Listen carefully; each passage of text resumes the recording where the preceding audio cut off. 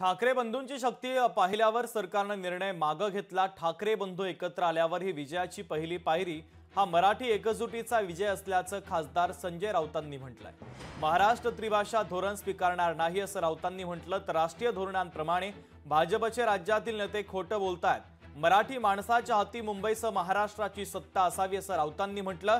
तर विजय मेळावा एकत्र होईल, मी राज ठाकरे यांच्यासोबत बोलतो असं देखील त्यांनी म्हटलेलं आहे। त्रिसूत्री भाषा सूत्र हे आम्ही स्वीकारणारच नाही। मग तुम्ही कमिट्या वगैरे स्थापन करून कशा करता मराठी माणसाला खेळवताय? कोणत्याही परिस्थितीमध्ये राष्ट्रीय शिक्षण धोरण जे आहे 2020 आणि त्यातले त्रिसूत्री भाषा धोरण हे महाराष्ट्र स्वीकारणार नाही। हे काल उद्धव ठाकरे यांनी सांगितले, राज ठाकरे यांनी सांगितलेलं।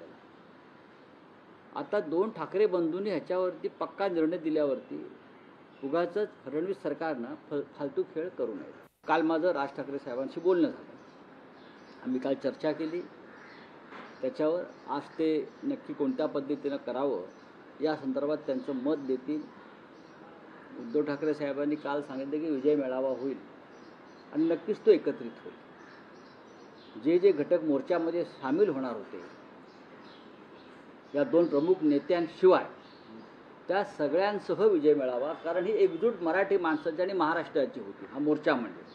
त्याच्यामुळे विजय मेळाव्यामध्ये किंवा या विजय जल्लोषामध्ये कोणालाही दूर ठेवून डावलून, लहान घटक असो मोठा असो, कोणालाही दूर ठेवून हा विजय जल्लोष होणार नाही। तो सगळ्यांना एकत्र येऊन करू आम्ही।